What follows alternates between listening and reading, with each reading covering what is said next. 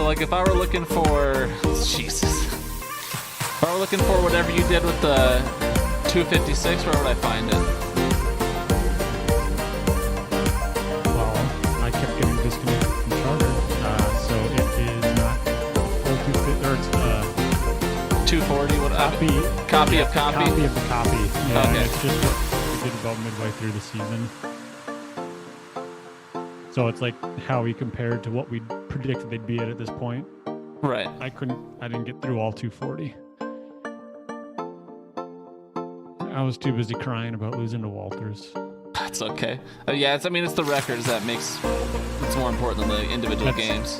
That's what I figured, because we're not going to break it down by more than... No. As you can see, I dominated with getting the most right on, and I also dominated by getting the most way off. Well, look at you. I've heard consistency is key. That's what I'm told.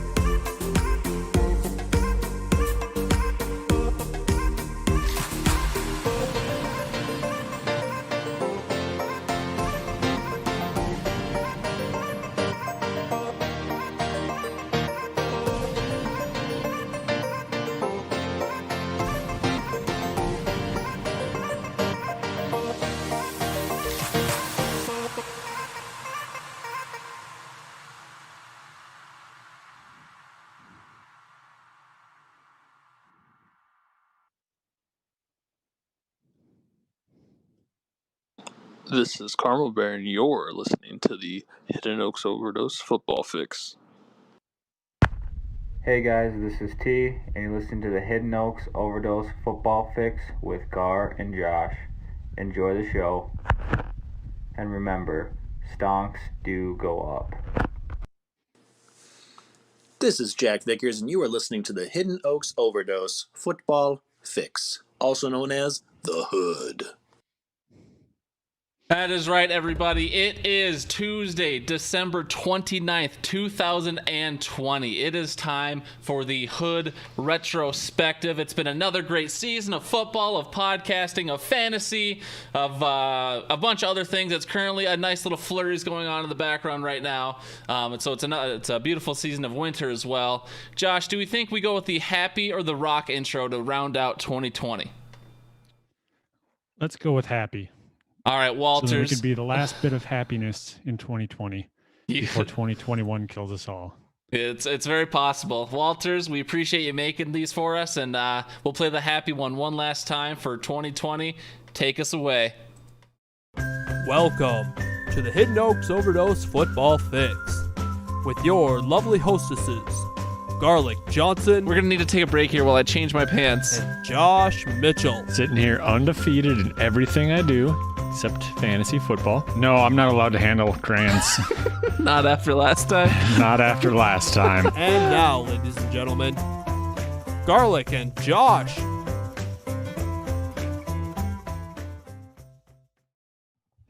Thank you very much, Walters. Hello, everybody, and welcome to the Hidden Oaks Overdose Football Fix podcast. I am one of your lovely hostesses, the Garlic Johnson. We are joined by your other lovely hostess, the Joshua Mitchell. Josh, say hi to the folks for one last time for season 3 of the pod.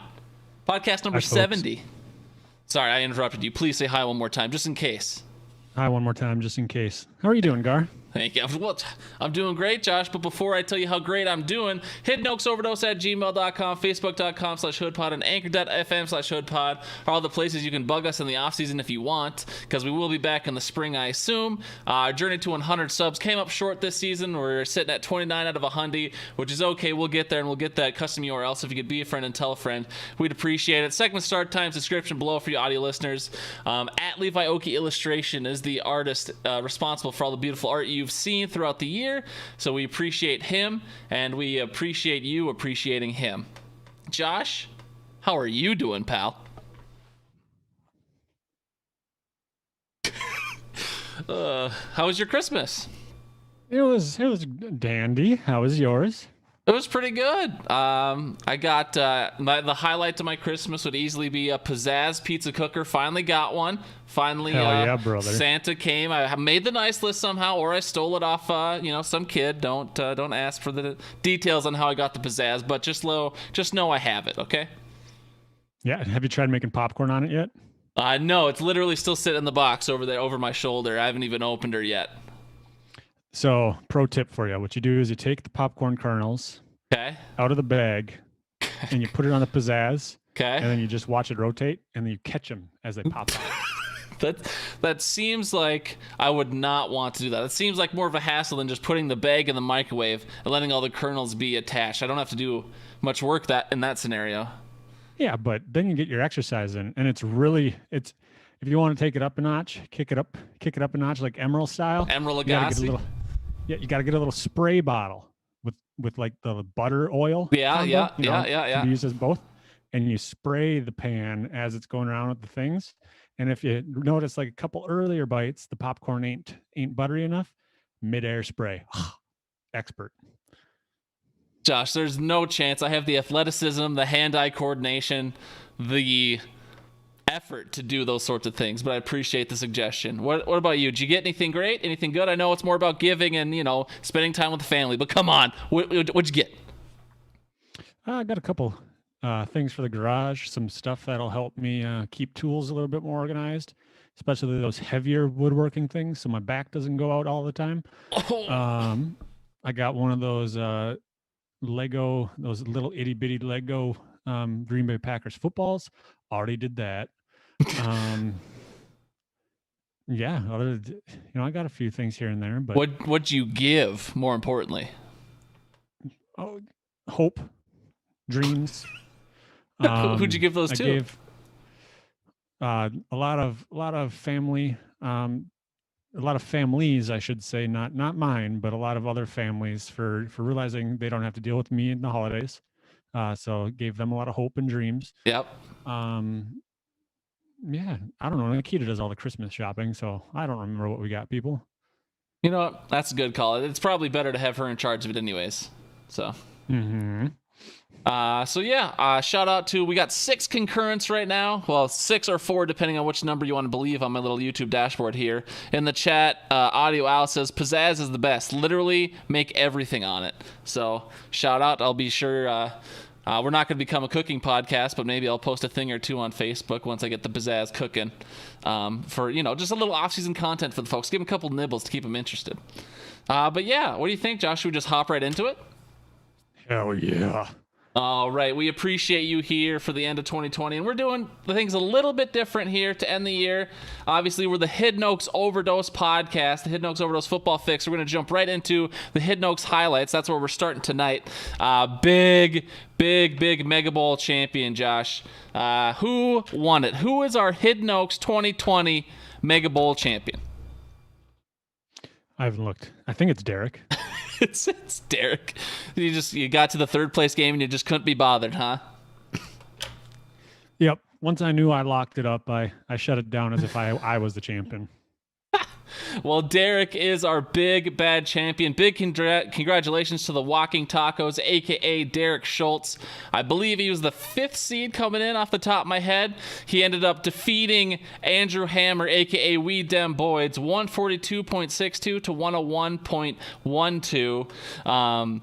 It was pretty much already sewn up, I should say, for Derek going into Monday night. He had a couple Bills players, so I shouldn't say it was final. But then Stephon Diggs' 40 points in the Bill defense with another 8 on there really just added insult to injury, rubbed a lot of dirt into the wounds of Hammer, just to make sure he knew that Derek was the ultimate champion of the league. The first hat trick, I believe Hammer wanted me to call this last week the Battle of the Commodores, and they wanted to add a ship to their fleet, which I forgot to reference it as last week, so sorry, Hammer, but Derek has completed his Commodore's fleet or whatever. So are you happy with the Derek championship over Hammer? Yeah, I would have been happy either way. Both guys, you can't really go against either of them. It's not like they kick your dog or anything. but I do think that losing to Derek gives it a little bit more of a, okay, at least I lost to the guy who ended up winning it all. I did check and see he still would have beat me this week if I played him in the championship, though it wouldn't have happened. But if, basically him and I, we're the NFC and we had to go up against some AFC scrubs in the championship. So we were the real championship. Even though like the worst like the 7th seed in the AFC right now is like 10-5, and the worst NFC team is like 8 and. You're right, Josh. You're right. You're the NFC. But yeah, Derek's top. We won't spend a whole lot of time breaking it down. But Derek's top performers, we had Brady with just about 30 points. I already mentioned Diggs with 41.5. Godwin put up a 20 burger. Jason Sanders, the kicker, put up 15, and that was the big majority of Derek's points. Hammer had a couple letdowns. Darrell Henderson, he played for some reason, only got him 6 points. Marvin Hull only got him 2 points. There was no chance for accidentally shot himself here. He had James Conner on the bench with 17. He could have gained a net 11 points from that. Still wouldn't have got him anywhere near the 142 Derek put up. So Hammer just didn't have the stuff this week, unfortunately. And you know what? We love Hammer. But, you can't win them all. You can't do everything. And so for one last time,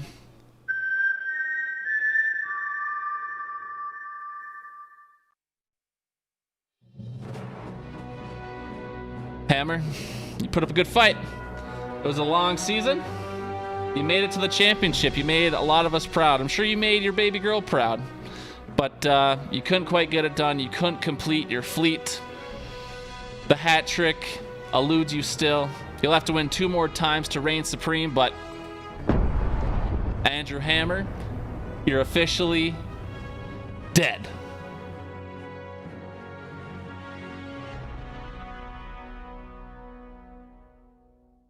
You hate to see it, just like Josh said. Couldn't have been a nicer 2 guys going up in the championship, but that's the way she goes.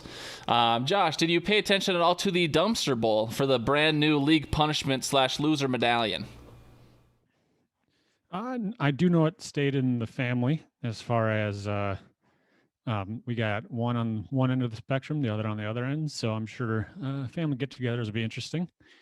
They should be interesting when Willie's wearing that silly little medallion. But Wilbert is our dumpster fire. He is the league loser of losers. He will have to don the hot garbage medallion. And this one wasn't close at all. If Jamie had the high score of the week, I'm pretty sure, on the back of Alvin Kamara's 56.2 points.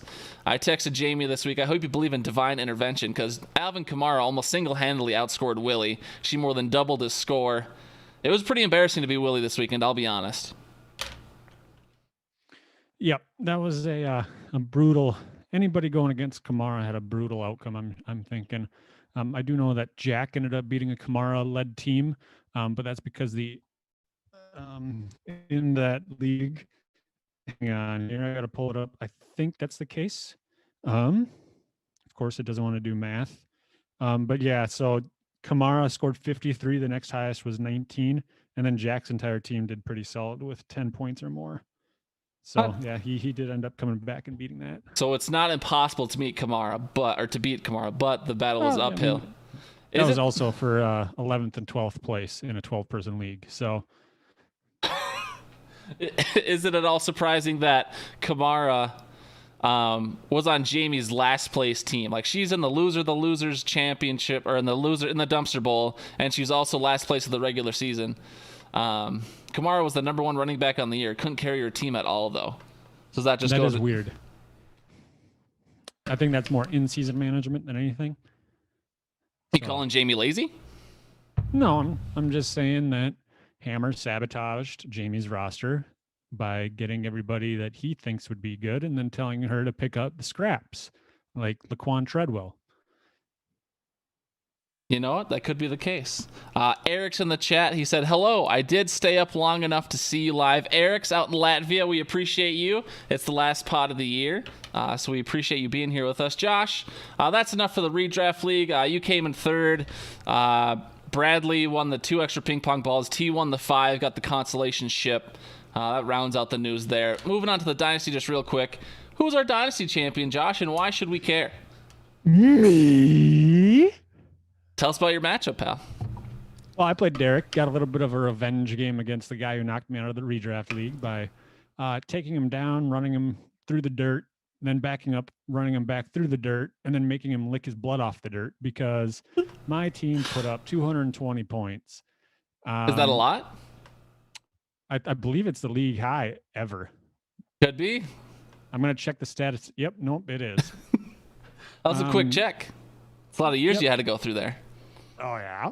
But I think the big thing here is I could have sat all but 3 players and still beat them.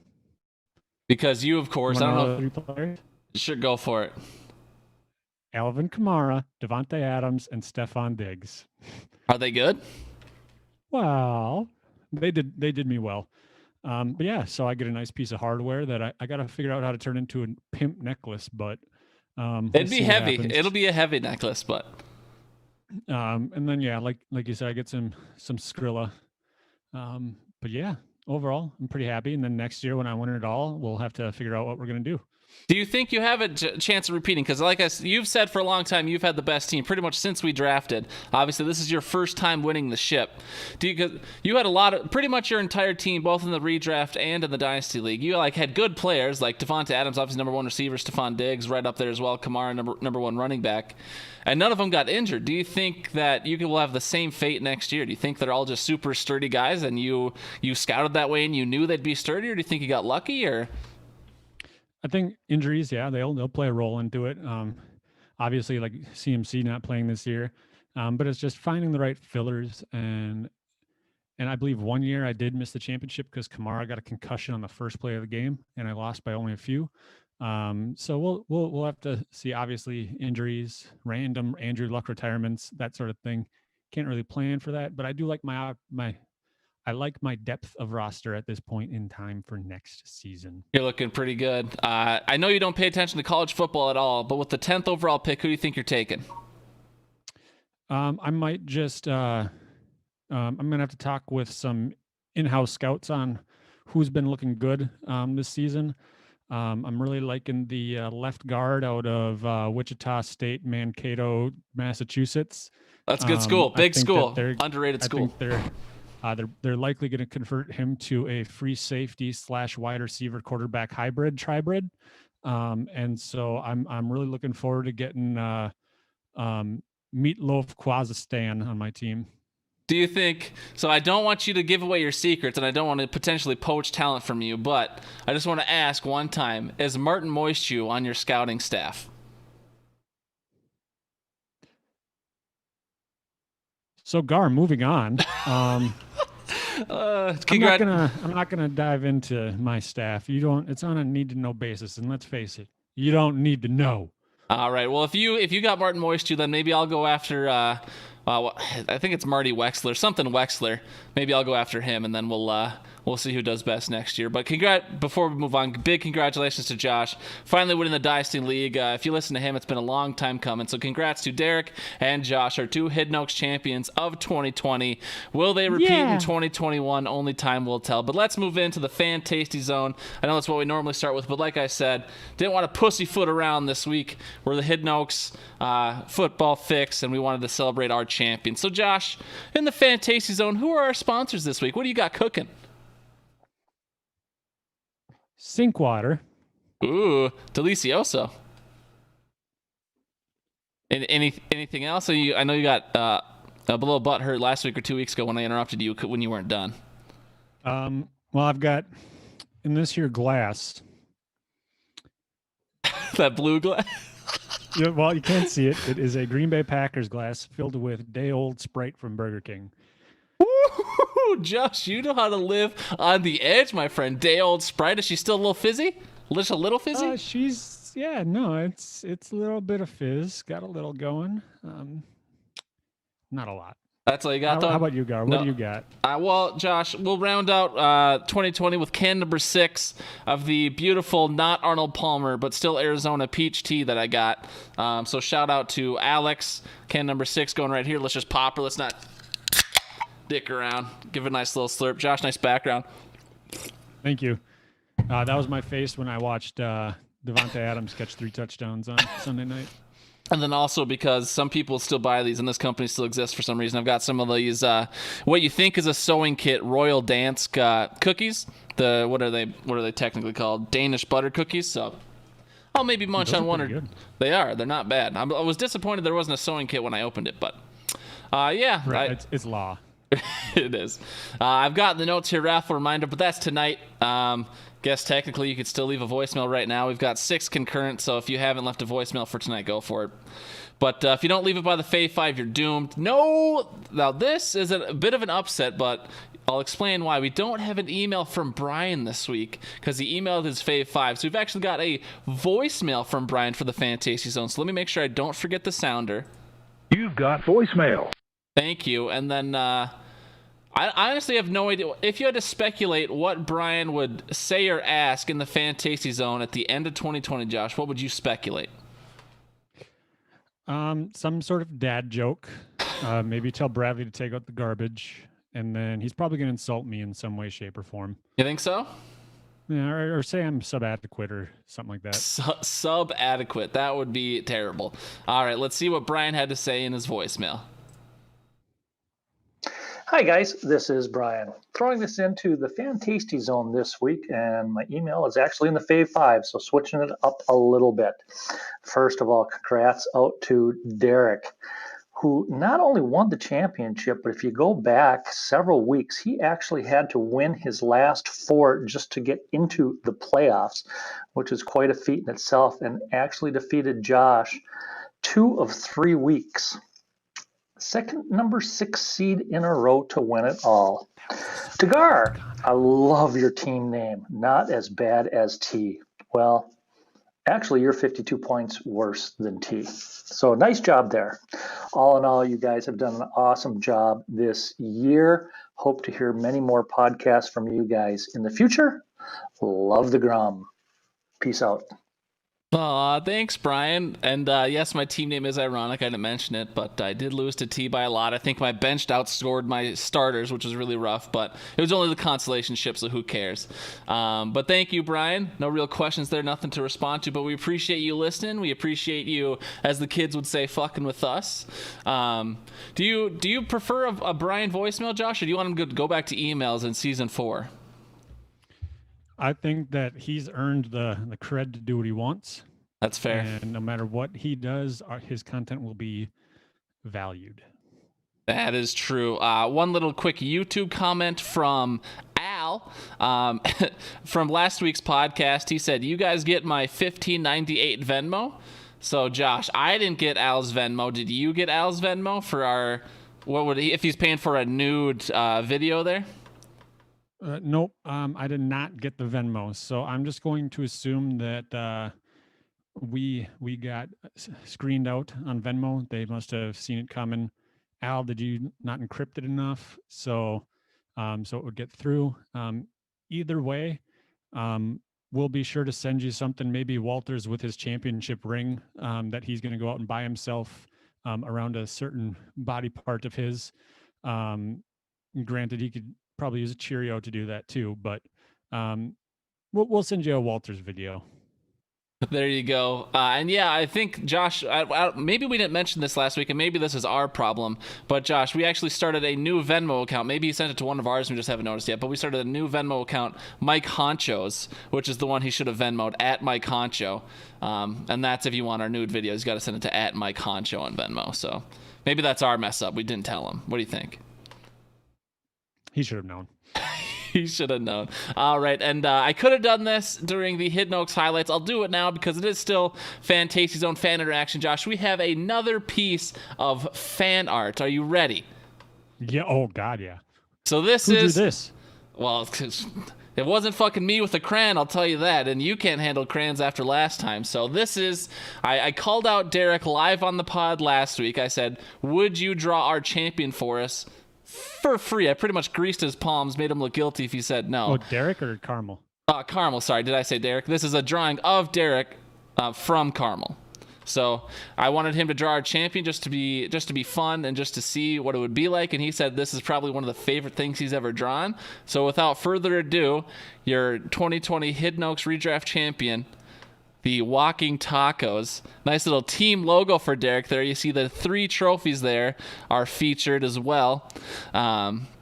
Derek gets the hat trick, and he's the supremacy of the league, Josh. What do you think about that? Do you like that? I'm jealous. I wish I would have won now.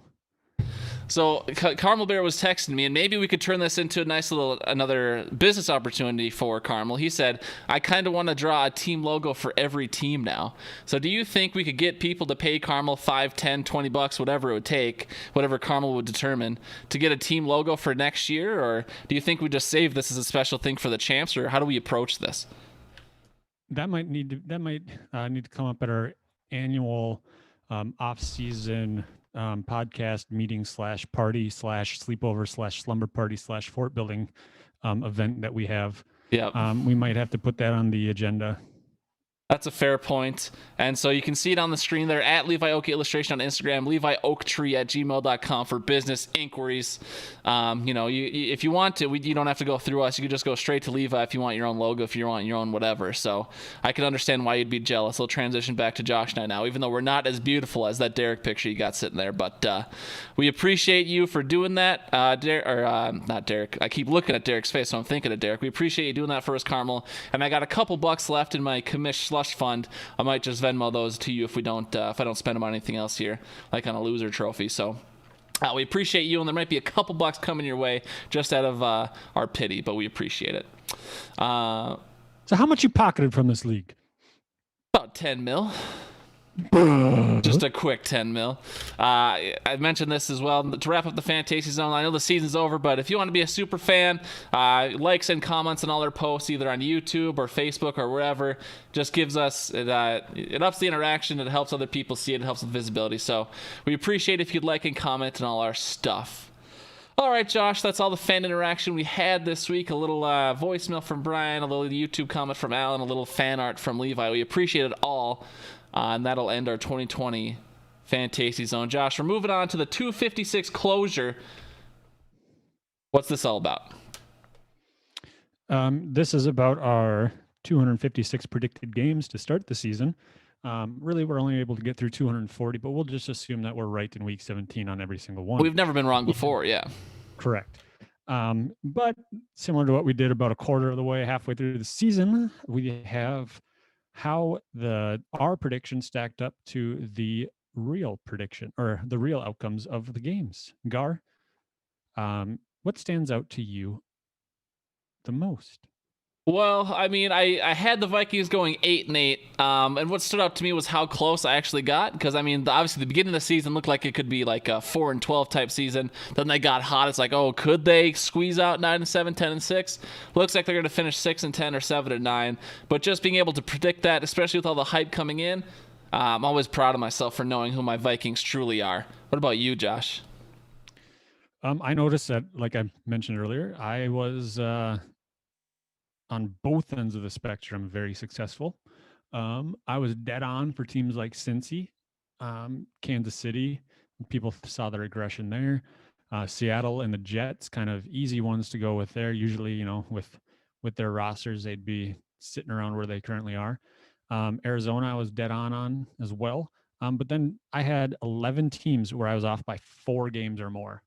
Houston, I was 7 over.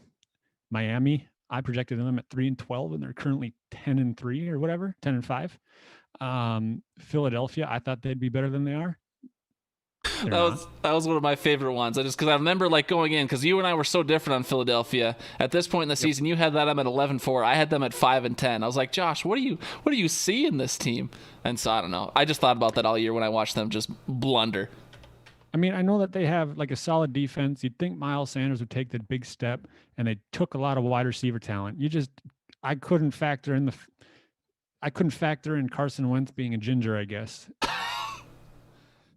He has been a ginger up to this point, but he just couldn't think of it. Who else were you super off on? I stopped you right before the end there. Oh, geez, we don't got that much time. But San Fran, I thought they'd do better. Granted, they also came down with some sort of disease where everyone died. And they've been hurt all season. Chicago, I was off on. I still think they're a 4-11 team, despite being in the playoffs if they win next week. Washington, I was off on. I didn't give Riverboat Ron enough credit. Pittsburgh, I was off on. Although if they play like they have the last few weeks, they are who we thought they were. Exactly. But yeah, how about you, Gar? Anything else? Yeah, I mean, Chicago, I had at 1-14 at this point in the season. I think I had them finishing 2-14 or 1-15. Obviously, it's one or the other, but I was off by 7 games. But if you look at them play sometimes, that is a fucking 1-14 team. I don't care who says any different. Obviously, I had the Jets going 0-16, and I was just about right. For some reason, they wanted to stick it to whoever and lose the first overall pick after losing whatever it was, 13 games in a row. So I don't know, but I was dead on with the Jets. I think if you did add up the Jets and the Giants wins, they were still less than the Packers win, so I would have beat Brian in that bet. I think I would have also won the Tennessee bet. For Kansas City, I could win that bet if they win this week coming up. So I mean, or those hypothetical bets, Brian and I didn't take them, and he'd conceded the Giants, Jets, Packers one. But just kind of seeing where we were coming in at is interesting. Washington, I had 1-14, but obviously they have played a lot better than I thought they would.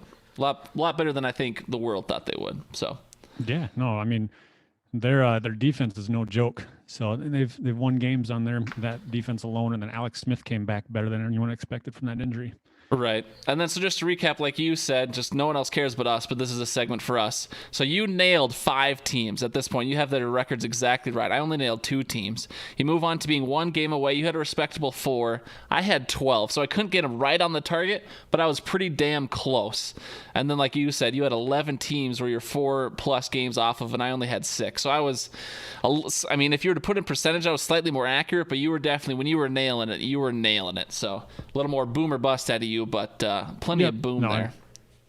And yeah, that 12 teams with 1 game difference for you is pretty impressive. So I like to think so. I haven't looked at the professionals, but we're just going to go ahead and say that we blew them out of the water once again. Obviously, because we're the best. So I had predicted a New England Tampa Bay Super Bowl going off our 256. I had Tampa Bay winning it. Tampa Bay still could make the playoff, or it looks like they're going to make the playoffs here. The way they're playing, they're not going to make the Super Bowl, but New England obviously misses. I did have Green Bay and Kansas City as the top 2 seeds, so proud of that. I also had New Orleans as the 2nd seed of the NFC. So I mean, I'm not a complete idiot here. And Dak going down obviously hurt my Dallas prediction, but I mean, do you remember who your playoff predictions were? Did you write yours down or no? No, I don't think so. That's all good. I had, who else can, nope, I do have it on here. I had the Colts making the playoffs. They're nailing it. Arizona could squeak in. San Fran didn't make it, unfortunately. Seattle will be there. Sorry, what'd you have? I had New Orleans making it. They're going to. San Fran, they're not going to. Green Bay making it. Philadelphia making it. Minnesota making it, and Seattle making it. So I got half of them right. As for the AFC, I did a little bit better with them. I got Kansas City, Baltimore, Houston. We have a problem. Tennessee, Buffalo, and Cleveland. And so Cleveland can still technically make it, can't they? Yeah, Cleveland could be in, yeah. They could also miss it at 10-6, which would be brutal. Right. And so really the only team that I really butchered on in the AFC was Houston there. Gotcha. So I know we don't want to, this is going to be a longer pod anyways, but what are your quick playoff thoughts going into it? Packers, Aaron Rodgers is the real deal. Packers, KC, Super Bowl, what are you thinking? As much as I'd like that, I always know that NFC conference game, it when it comes down to it, it's set up for heartbreak. So I'm going to have an AED on hand just in case, as well as a 55-gallon drum of rum. And I'm just going to Sailor Jerry take it. Yeah. Oh yeah. Sailor Jerry with a hint of grenadine. Oh man. I think I like KC still. It's pretty hard to pick against them. I don't know who could really, really challenge them at this point. And I don't think New Orleans can do it. I mean, it's just Drew Brees will not be the reason that they're in the Super Bowl. I can see another Drew Brees dumb look on his face on the sideline as he loses. Hopefully I shouldn't say hopefully. I don't have anything against the guy, honestly, but I can see him losing this year. So I don't know. To me, it's looking like it's going to be a Green Bay KC Super Bowl, but we'll see. All right, Josh, let's keep her cranking. Fantasy fun time. Do you got one left in you for 2020? I think you said it just there. All right, fantasy fun time. Let's get it, Josh. Grain of salt. We already know how you did the Hidden Oaks leagues. You got 3rd and 1st. How'd you finish in the rest of them, pal? Hang on, it's loading. Loading. So the family league, I struggle bust, or Nikita and I struggle bust. We did win our last 7 to make it into the playoffs, and then we we won 7 in a row to get into the playoffs with a meaningless Week 13 game, and then we lost in the first round as we should. And then I didn't track the rest. Deflate these balls, didn't make the playoffs, and that I'm just cursed to never make that playoffs. I started that league 5-1, and I missed the playoffs. You stink. Finishing 7-6 as a 7 seed. But then the Guillotine League, I took home the gold there on the back of an Alvin Kamara performance. So thank you, Alvin. And then Victoria's Secret, I took second, losing to Walters, who had the Diggs Allen stack on Monday night that put up 70 on their own. That's a lot of points. That's tough to swallow. Well, when AJ Dillon was my highest scoring player on my bench, you have a problem. Yeah. My team struggled. AJ Dillon, we have a problem. Is that all your leagues then? Yeah, I think so. Overall, came out $300 on top. Ooh, it's like you netted $300? Yep. Nice. And that's assuming that the winnings for Victoria's Secret are the same as last year. I don't know why they would change. Sure. But then I guess if we take out 45-50 for the trophy, and netted 250. But that's a nice set of colored 250 pencils. And a beautiful Eagle trophy. So let's not diminish the topper you'll get to keep. Yeah, for shizzy. But so 2 ships then, the Guillotine and the Dynasty, right? Correct. Nice. I came in fourth in the Jerome Bettis League. Made me sad. My most expensive league. Couldn't even get third like I did last year. I have no idea what my winnings are going to be. I guess $50. And then in the other in the championship game I was in, I fucking won it. It was a really bad championship matchup. I had Tua in there. I had Gesicki in there. I started George Kittle. I think the final score was like 78-76. It was brutal. He had Tyler Basco on Monday night, and I was sweating every time they kicked an extra point. I thought for sure I'd lose, but I ended up on top, which makes me feel good. So one championship, got $210 out of that. On the year though, it's, it hurts you when you're purposely tanking in 2 leagues. But I lost $140 playing fantasy this year, so that stings a little bit. Made about $50 in pick'em pools to date, assuming I don't win again. So that helps cushion a little bit. But overall, losing money, won a championship, but we'll come and get them next year. I think we'll come back better and stronger than ever. Josh, also like the 256, we predicted some season-long studs and duds. Do you even remember who you picked? Didn't. Oh, we didn't. Is it because yours were a little rough? You don't remember, or? No, I think that this might have been during my my meditation phase where I was meditating during these picks, and it just didn't work out for me. But okay, yeah, I have it up now. So Josh, we're good. who are your? We don't have to go through them in depth, but who are your studs and how have they done up to this week? My studs, I had Teddy B, Josh Kelly as running back there, Brian. Alien Lizard or Alan Lazard, who's the wide receiver for Green Bay Packers, and then Taysom Hill was my sneaky tight end play. 2 of the 4 ended up positive. Taysom Hill carrying the bulk of it there. So I netted 64 points, but Alan Lazard missing 4 or 5 games didn't help. He was 40 shy, and then Josh Kelly finished right about at his projection. Right, and obviously there's still a week left, but Joshua Kelly, I don't even know if he still sees the field anymore. So, but with 1 week to go, those still could improve slightly. I had P. Riv. He's just 5 points ahead of his projection right now. Mark Ingram, I'm pretty sure that guy died. He was projected 160, put up 50. Randall Cobb projected 126. Only got a hundy at this point. Hayden Hurst, also not very studly. He's 6 under. Overall, my stud differential from what they're projected to what their actuals right now, I am a basically negative 140. So that explains why my fantasy season was so poor, because all the guys I liked this year either just did barely what they were expected to or shit the bed. So it was a rough year for my studs. Josh, how about your duds? Did you project the stinkers of the league? No, I predicted quite a few number ones. Kyler Murray was my dud. I thought the league would figure out that little hamster, but apparently they didn't. He was spoiler, he was the quarterback one in the season and he outshone his projection by 75. I had Dalvin Cook as a dud, more so to spite you because I didn't think he'd be healthy. Turns out I was right. He didn't stay healthy for half of a game, but he still outshone his projection by about 50.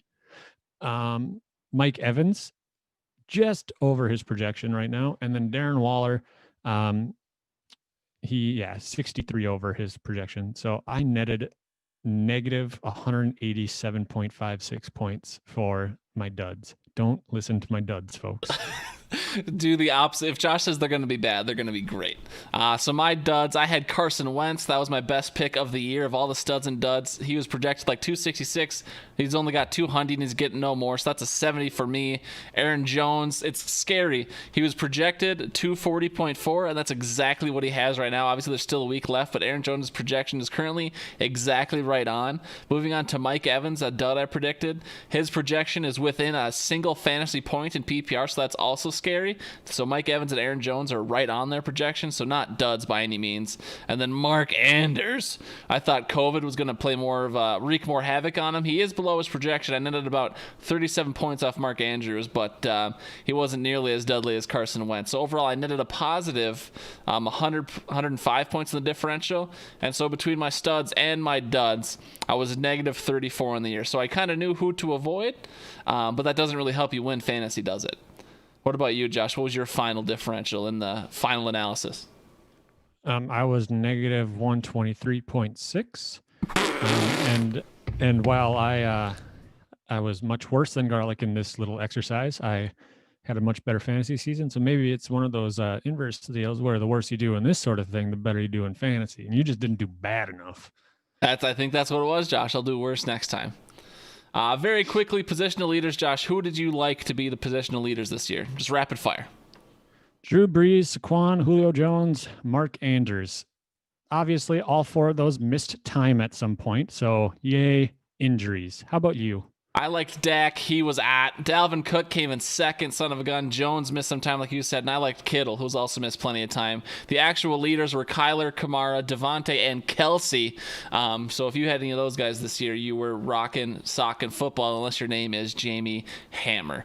Yeah, that's all our studs and duds and our positional leaders. Let's keep it rolling, Josh. We're not going to go with who we liked last week in the FanDuel Challenge.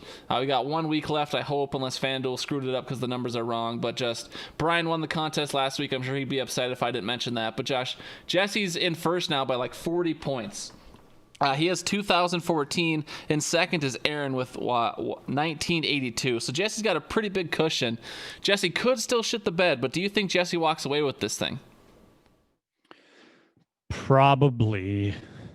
Does it sadden you to say that? Kinda. Just kinda? So what? I mean, yeah. You and I both assume that Jesse's like not cheating. I shouldn't say cheating because there's not like rules against it, but like he's getting information from somewhere. Where does he think Jesse knows a guy, or do you think he's getting it from online? Where is Jesse getting his information?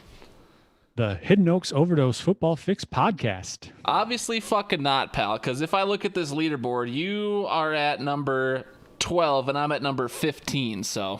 Top 12, just saying. Top 12 out of 20.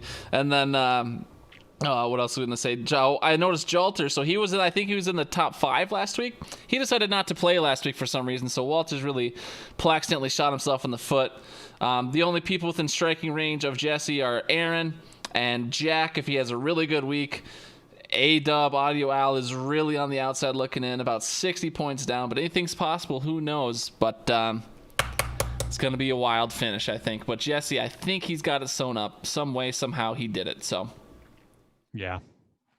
All right, Josh, it's time for the retrospective part of the 2020 retrospective. The survey. Do you think there were good questions this year? I know I usually just kind of bounce them off you at least.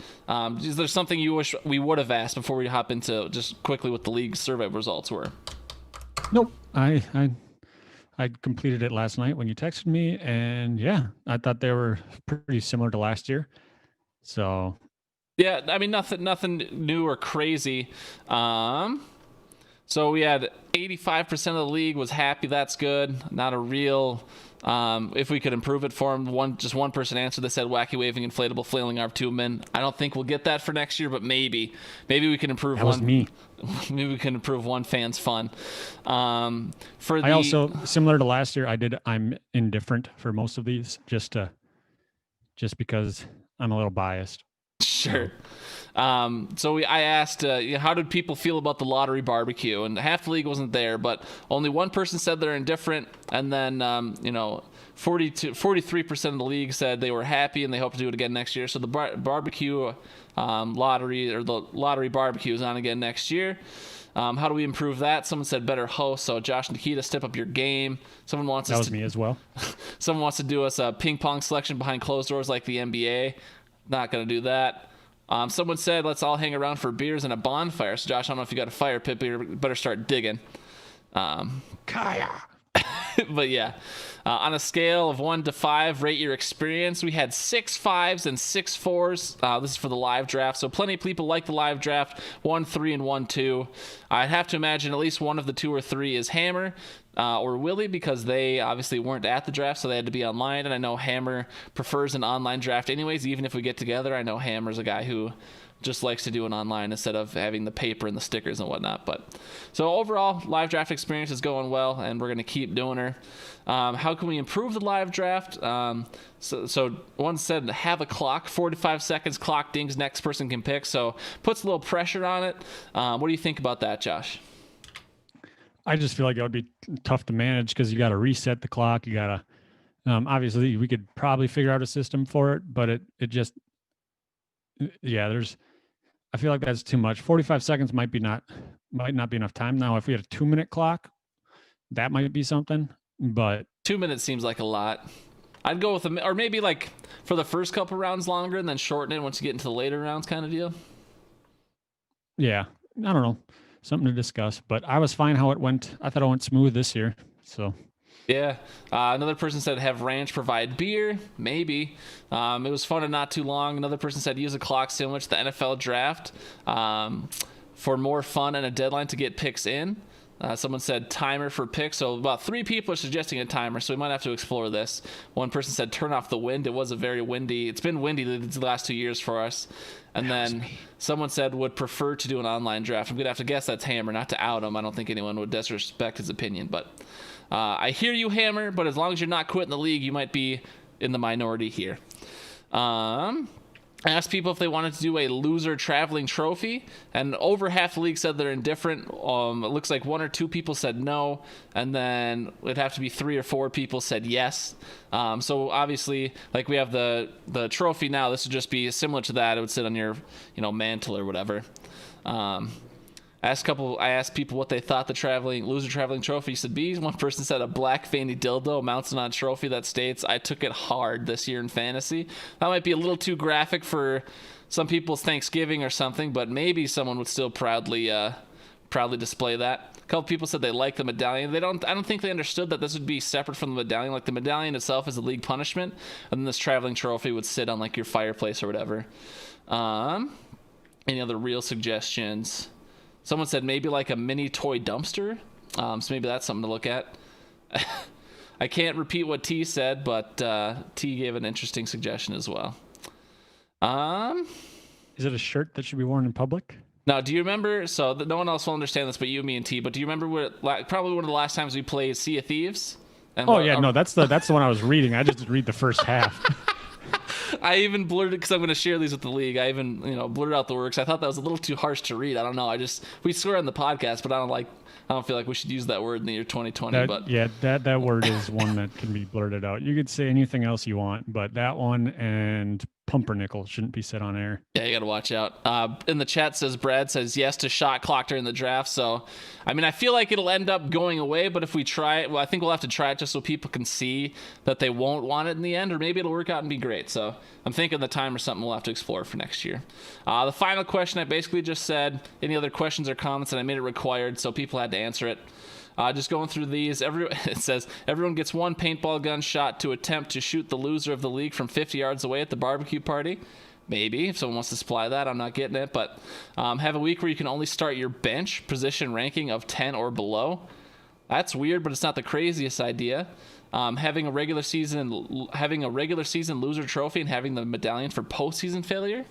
Someone says, I love the league. Garlic is hot. That is all. And I promise I didn't type that one. So thank you, whoever thinks I'm hot.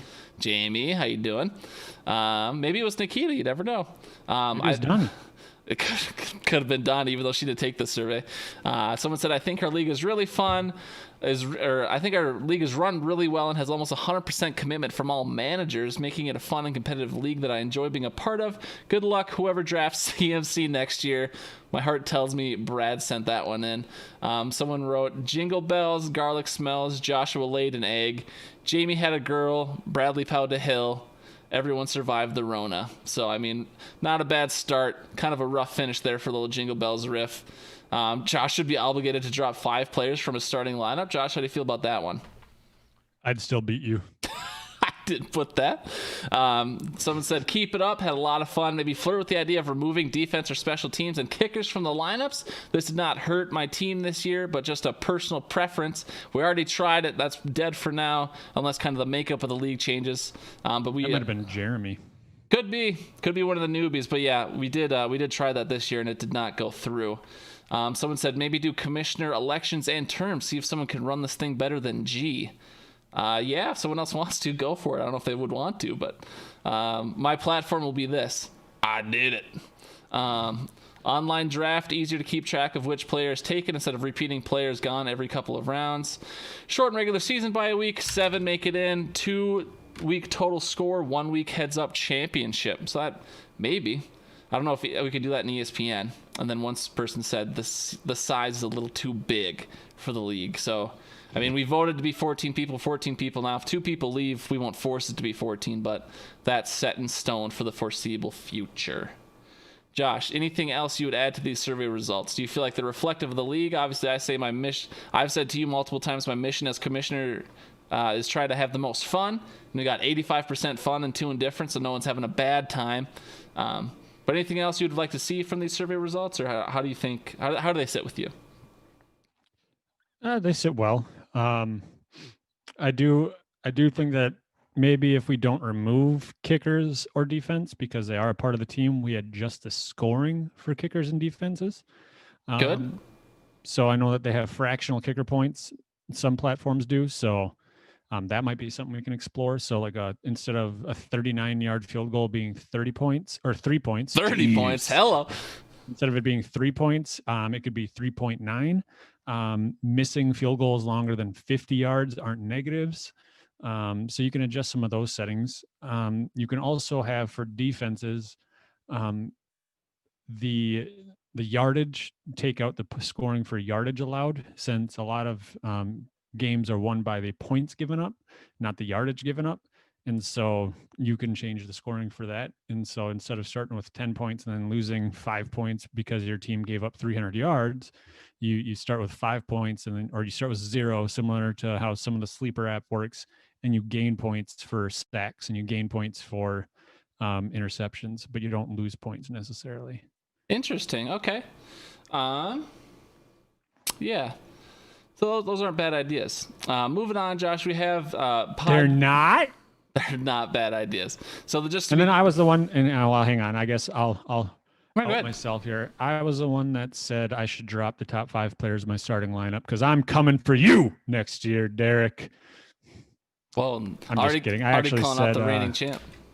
I said that we should have, because the question before with the traveling trophy, I didn't know if this was the medallion or adding something to it, and so that's where I came into this last question saying, or wondering if we should have a regular season loser trophy, and then the medallion is for that postseason failure. So, because I know that we had a pretty much 50-50 split in the league at one point. It was exactly 50-50, and I just broke the tie as commissioner. Yeah, and so we could do something where, maybe the dumpster fire trophy is for the loser of the regular season or the loser of the postseason bracket, and then have then something for the other. Yep. So it's not a terrible idea. Worlds there. Yeah. All right, I like that. Anything else, Josh, with the league? No, No, but for those of you who would like to join the Biggest Loser League next year, where you draft a full roster of starting players and try to score the least amount of points each week, hit me up at hiddenoaksoverdose@gmail.com. I don't even know what Josh is talking about at this point. All right, Josh, there's also a podcast portion. We had almost half the respondents said I've listened to 12 or more episodes, so that's good. About a third of the respondents said they'd never listened to the podcast. You can't please everybody. A couple other people are in the middle there. So I also asked, if you listen to the podcast, if you listen to the amount of the podcast you did, why'd you listen? And if not, why didn't you listen? So just some of the responses here. I like the banter and just your takes on teams. The bits are quite fun as well. Appreciate you. I listen occasionally, mostly with my dad. Wonder who that could be. But sometimes live at home when I'm working. It depends mostly on my mood. Nothing against the pod. Love it when I listen. I love hearing the banter and the Fave Five. I wanted to hear their voices. I was there. That must be Josh. Never came up with the time to do so. Sad day, but it's okay. We still love you.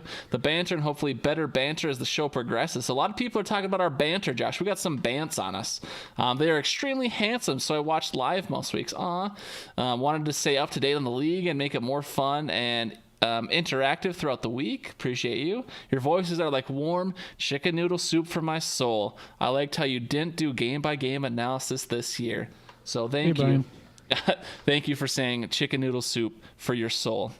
What can we do to make you more interested in the podcast? Josh being more talkative and not acting like a child behind the mic. I can say I didn't put that one, I promise. Make it louder through my headset while I'm working with loud stuff. More Brian time. That's got to be a fan popular one. More fan participation, but that's on us. Sing lullabies.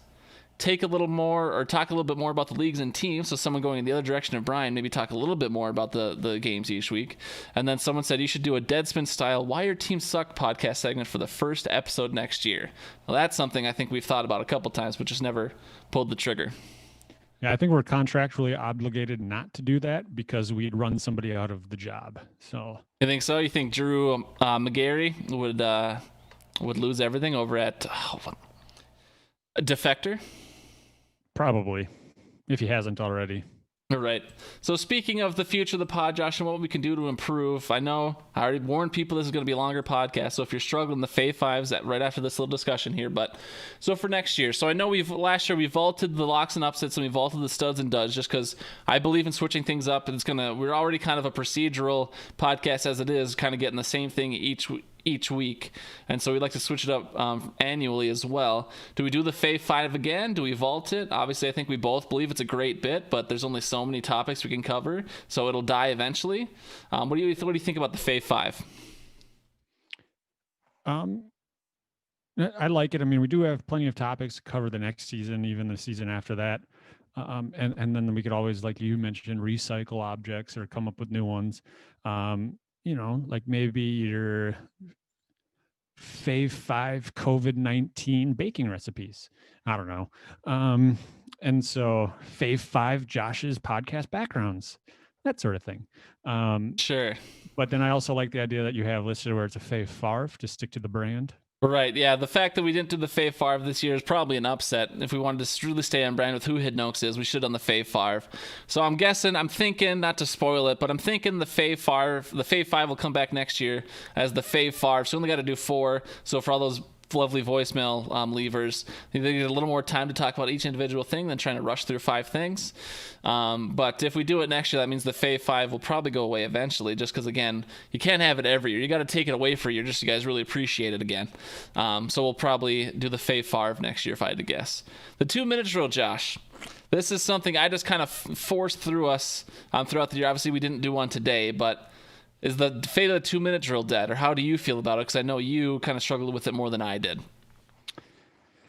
Well, I think we do need to have some sort of segment for takes, but we don't want to dive into it too deep like we did in the past. So we should probably find like a happy medium, something where we could, have some banter. Because I like the banter piece when we were doing the debating and the back and forth there.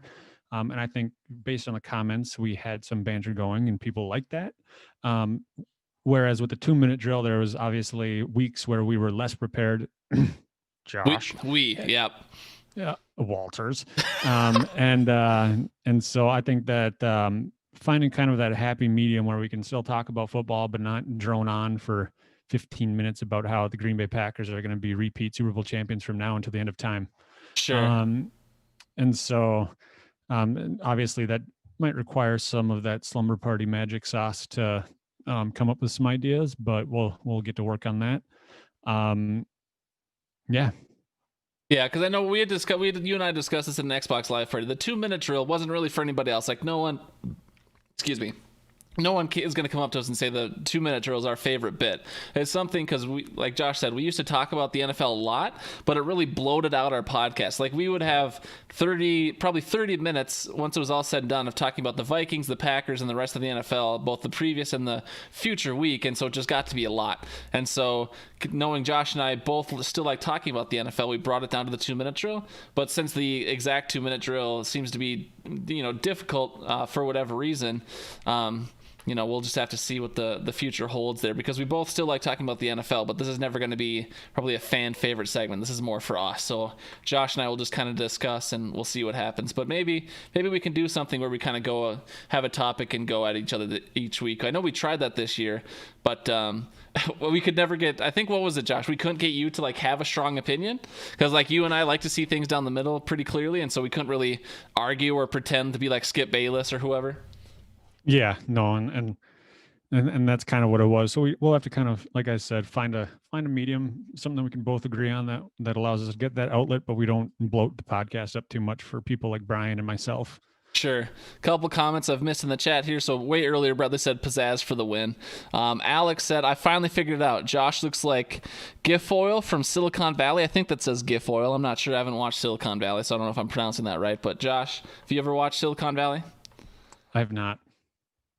Yep, but apparently you look like Guilfoyle, so good for you. Brian said thousands of topics, so I really think Brian wants the Fave Five to come back next year, Brian. It'll be the Fave Five just for you. And then Levi has thrown at us just in this most recent discussion. He said 10-minute drill of Josh just yelling, so maybe we could get that in there. That might be a special. That'll be our holiday special next year. So we'll see. We like little segments for us, so we'll see what the 2-minute drill is like next year. Obviously, Josh, we are not doing the daily fantasy podcast play along challenge next year. We're still going to do a podcast play along challenge, but you and I failed miserably at daily fantasy, so to not expose ourselves further, that's just gone, right? We're done with it. Yeah, I mean, I enjoyed it. I did have fun with it, but yeah, I think that might be something that we hang up for a while. We might have we want to do something where everybody gets involved, where there is some money on the line, some skin in the game, as the kids say these days. But we'll have to come up with some things. I've thought about including them in our pick'ems with our 256, but doing it on a weekly basis like we've done in the past. Rigging that, and we can, figure out how we do that with people. Sure.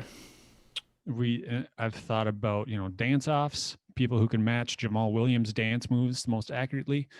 And then, do you want to read the line about the next one on here? The one you just highlighted? Yeah, I was just going to say, so for the podcast, like I'm not saying I'm sad, but I missed the opportunity this year to do a guillotine league. And so I've talked to Al about it. I've talked to Josh about it. I think I've talked to a couple other people about it, but the guillotine thing that Church has kind of been, it's been around before Church, but it's really become popular around here because of Paul Charchian. We're thinking next year the podcast play along challenge is going to be a guillotine. So that's, what is that, 17 participants or 16? 17? 17, I believe. Right. So, I don't think we'll have enough interest to fill up 2 of them. Obviously, we got 20 people into the daily fantasy thing this year. Worst case scenario, we can figure something out. I don't think we'll fill 2 of them, so maybe we'll have to just cut off a couple people who just don't want to play or whatever. But I think that's what we're going to do for the pod play along next year. Nice little guillotine. It'll be fun to cover each week. So I think that'll be good for the podcast, I think. Yeah, no, for sure. And then I see here the $2 holla. That's our way of we're gonna finally try and make money, Josh. I don't know if it's gonna work. It probably won't, but we're gonna try. Yep. No, that works. Well, so like we've been training you guys all year to pull back the curtain. We've been baiting you with the $50 raffle all year. There's plenty of you that are very familiar with the behavior of leaving us voicemails. So now next year you can still leave us voicemails for free, but you'll get your own special segment, the $2 holla, where you can basically say or do whatever you want in your voicemail. You got to pay us $2, but then you get your own platform. If you ask a question, Josh and I, we won't blow you off like some of the questions we did this year. We'll take time to really appreciate you because you're paying us to do a podcast. So basically, you pay us $2 any week you want to, and you can do multiple in a week if you want. But you pay us, you get your own special time on the pod, your own special segment, and Josh and I will really caress your balls so you continue to pay us money. Yeah. That's the gist of it. You get your own special shout out, you get your own special time to talk. Yeah. What do you think? Do you think the people who wanted to hear the Fave Five, Josh? We're an hour in. Do the people even like the Fave Five? Let's just go to sleep. You think so? I mean, these people have been waiting here an hour, like I said. This is all they really wanted. But do you think they really, really want it? I don't know. I can't hear them. I can't hear you. We can get into it. Let's get into Fave Five, Hidden Oaks memories. I'm excited for 2 of them. Which 2 are you excited for, and which 2 are you not excited for? You don't have to worry about pleasing anybody anymore because this is the last episode of the season. They'll forget about what you said. I'm excited for Al and Levi's because obviously their knowledge of Hidden Oaks goes way past our own. I'm not excited for ours. For yours and mine. Correct. Oh, all right. Well, actually, I'll ask you once we get into it. But so we got Bradley. Didn't email, didn't call. He texted me his Fave Five for some reason. So I'm just going to read Bradley's text first, get out of the way. Fave Five, Hidden Oaks memories.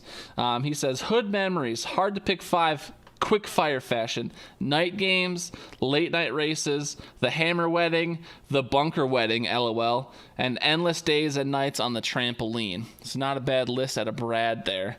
Late night races made my honorable mentions, but didn't make my list, Josh. Do you remember the late night races? Did you get big into them? I forget who the exact rosters were. I was not the part of that. I believe I was off at school during that. Oh, you're too busy smoking the ganja, eh? No, that might have been my second time because I know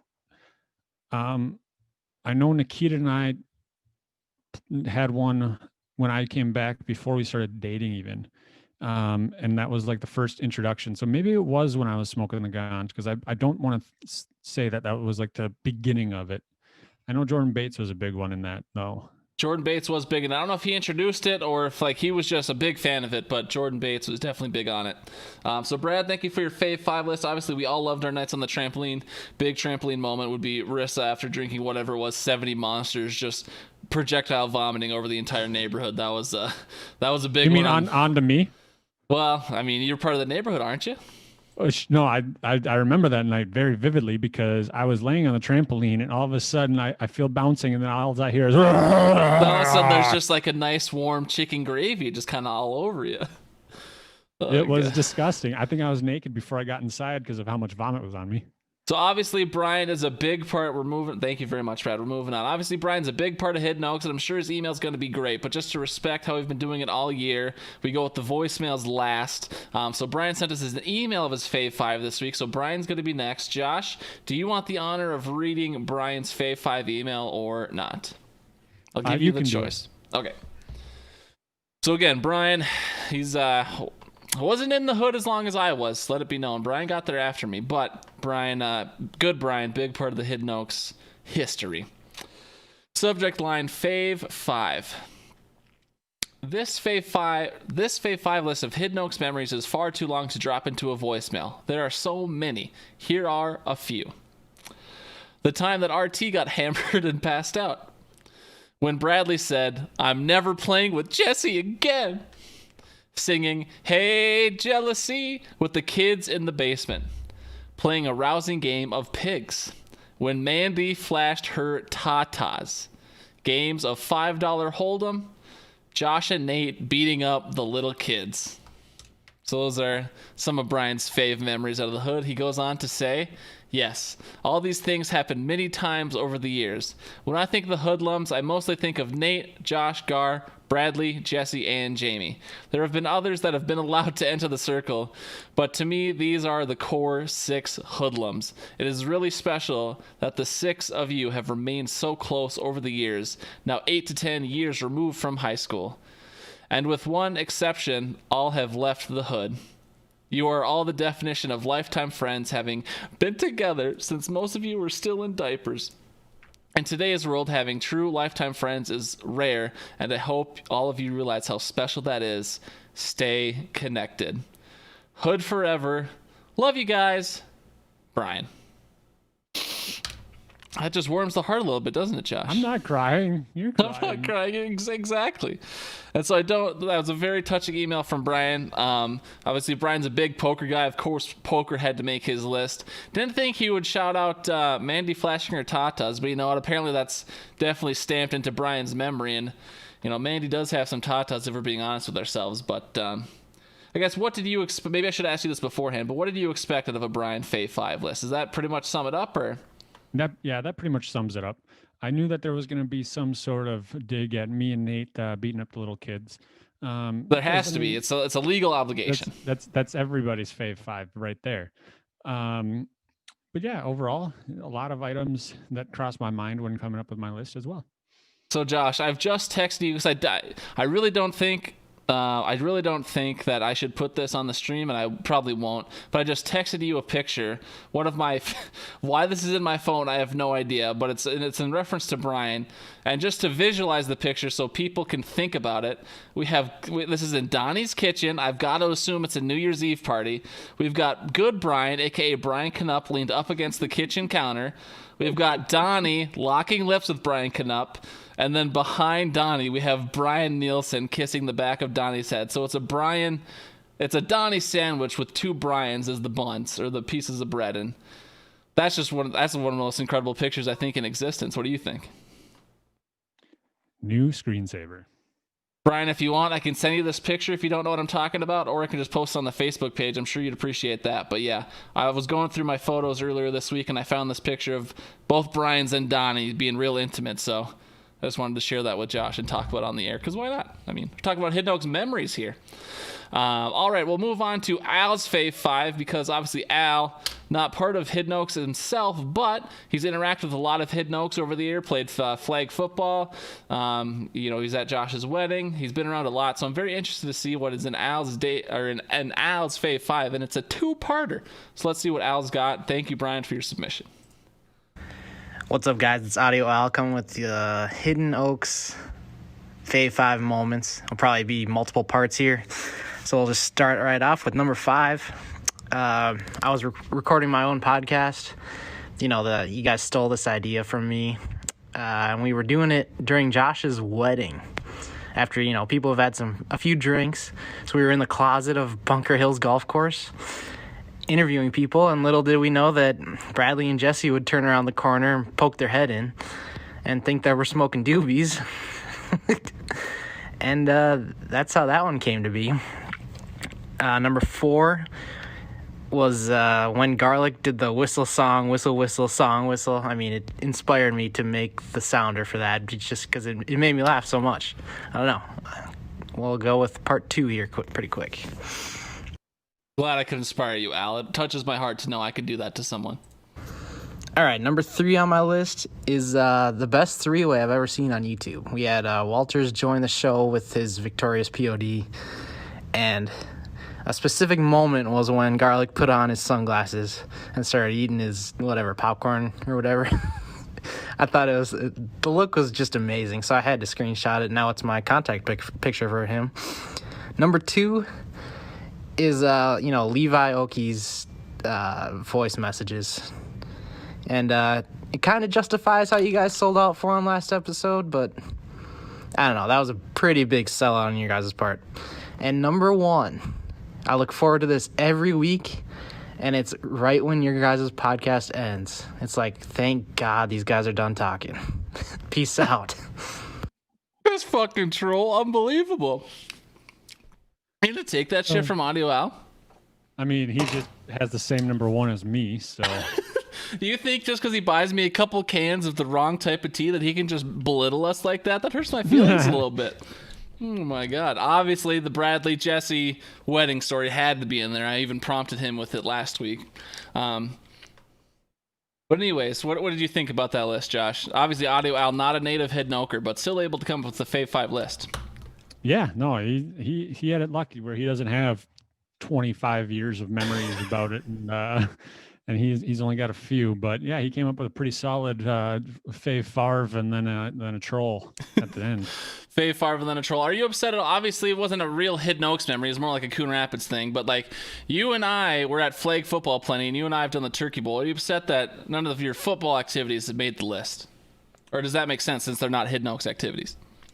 Yeah, no, that makes sense that they're not Hidden Oaks activities. All right, for some reason, I thought maybe that would make the list, like either Bradley showing up at the Mr. McGiblets or something at a Flag Football game. But in the chat, Al said, "Damn it, I forgot about Josh's bachelor party when Jesse trying to find you guys and driving multiple laps throughout the golf course." So obviously, Josh's batch party. It was raining. There was golf out, and Jesse is just fucking Jesse. He's a hoodlum when he wants to be. So.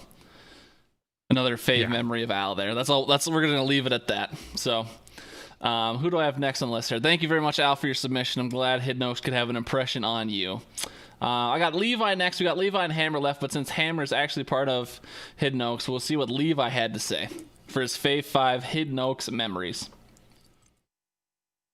Hey boys, Carmen here with this Fave 5 outside. At number 5, we have the ocean. It's wet. It's full of weird creatures that look like they belong in a Dr. Seuss book, and I love it. It's wait, this is the wrong list. Okay, Fave 5 this week. Fave 5 Hood Podcast Memories. I don't really have specific memories, but I do have the specific feeling of community, which I feel like is probably the most important part of a podcast. Oftentimes you feel like you're being talked to and not really talked with when you listen to a podcast. You're kind of just a bystander, but you guys make it enjoyable and fun and worth participating in. It's, less of a podcast, more of a community, and I'm down for it. So thank you guys, and here's to another year. Here's to you, Caramel Bear. I'll Venmo you the money later. Thank you for reading that. Did you type that up yourself, Josh? I can't type. What's he charge? For that little, I think I got a good deal. It was $1 a letter. $1 a letter, huh? So yeah, I think I managed to keep it to 1,500 letters. That's good to know. Okay. All right, Josh, we've got one last Fave 5 entry that isn't yours or mine. We got Andrew Hammer. He's been a Hood alum for quite some time now. Even if I did call him Travis for like the first 2 to 3 years of him and Jamie's relationship, it's not my fault. The girl was just with two big guys in a row, and she hasn't been single since like grade 4, so it's not on me. But Hammer, let's see what your Fave 5 Hidden Oaks moments/memories are. What's up, guys? It's hard to believe that I've been hanging around in the Hood for almost 10 years now. And I know a lot of you have known each other way longer than that, but I'd like to think that I'm maybe a third or fourth tier member at this point. Top 5 Hood moments. I'm not so great at individual moments, but I'll try to keep to like broad categories. At number 5, I got Hoodie's Cabin Weekend.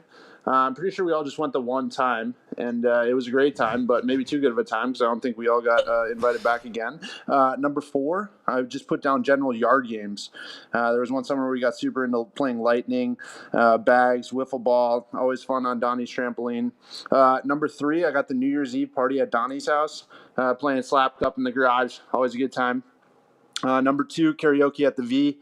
Garlic, Jesse will always have our songs together. And number 1, I'm going to put board games at Donnie's. So many funny moments. Hammer really struggles with the 60-cent concept as well, or 60-second concept as well. But Hammer, we appreciate you.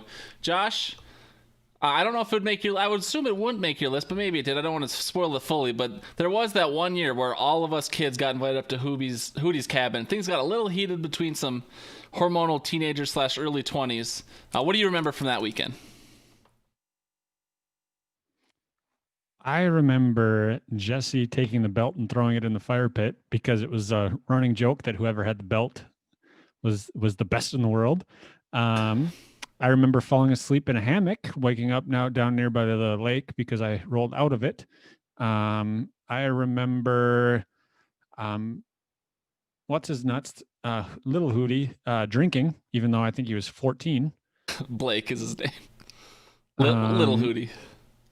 I remember getting Mama Hootie hooked on tea, the Twisted tea.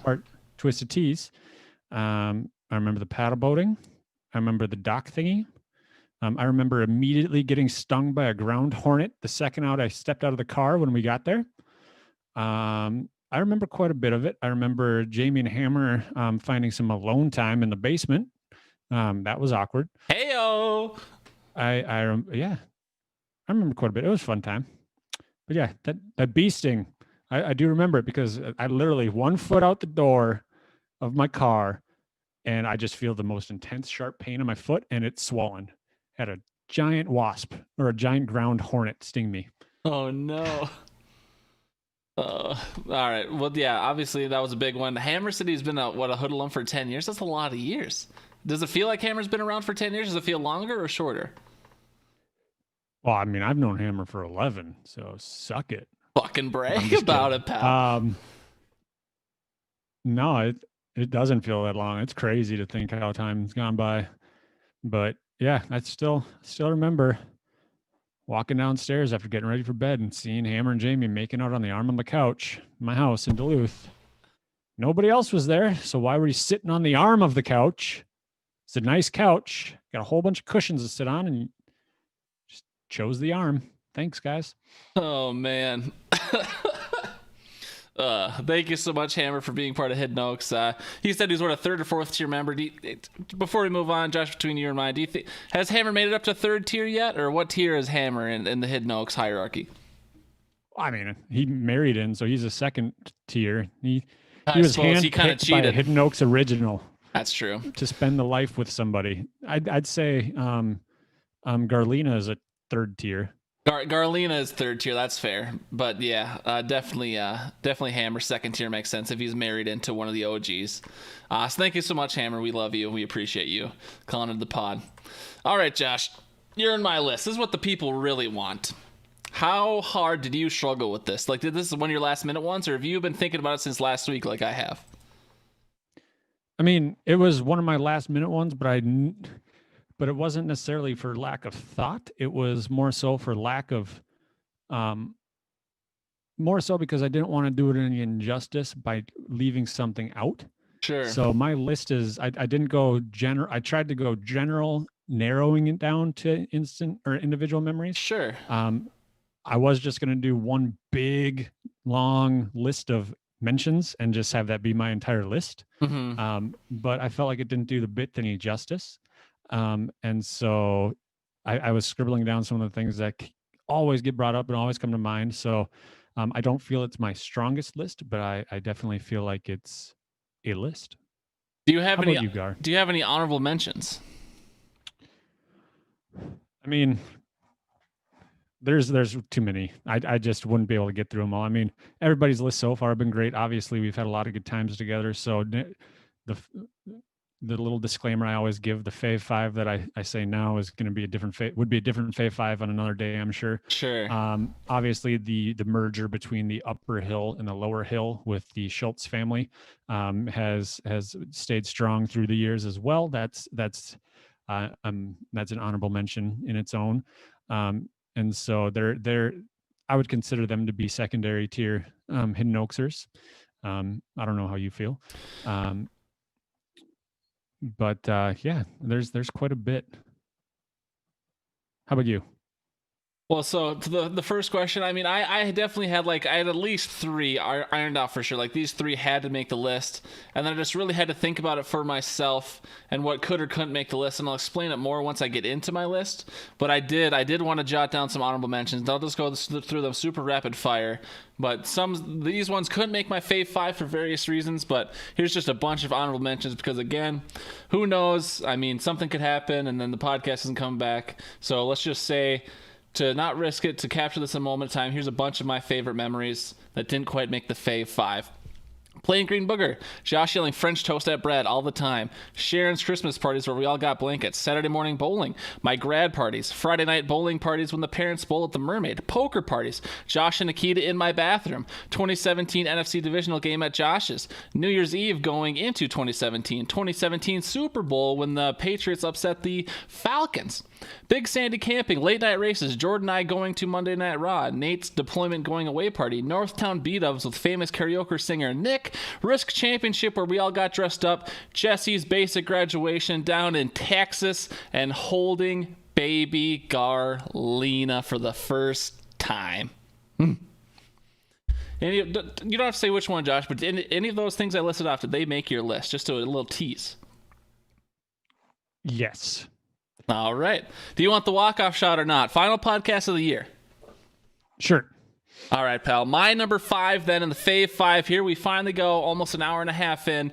My fave number 5 Hidden Oaks moment / memory is the Hidden Oaks Madden Championship League Mega Bowl number 4. This is when Josh was playing, or no, this is when Nathan and I were playing against each other, which we all got our custom T-shirts, and we all had we were all in different colors, but the shirts were still matching. Obviously, Nate throttled me in that game, even though I went up early. But it was just cool for all of us to be together. Obviously, the Hidden Oaks Madden Championship League came from Josh, Jordan, and I mainly playing Madden together so many times. Then I kind of commissioned the league while we were doing it, and we went on to have a 5th Mega Bowl. But the 4th one was so memorable to me just because we were all together. We all had our shirts, and it was just a cool, good day, and I loved it. The Madden League had to make my list somewhere, so Mega Bowl number 4 is my number 5 fave memory. What do you got, Josh? My number 5 is, like I said, my breakdown of the Fave Five is a little bit weird and not all necessarily consistent, but hey, who cares? It's kind of, the broad category is your basement, Range's basement, I guess, to be more specific. Correct. Dating all the way back to when it was just the shell of a basement, taking pictures of myself mooning the webcam and then finding them in my locker the next day at school.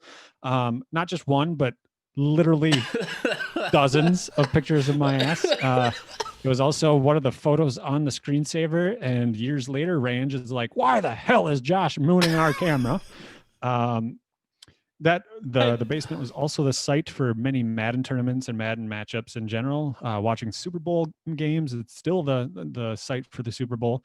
And then one of my favorite all-time Gar's basement memories is the itchy attack from Brad.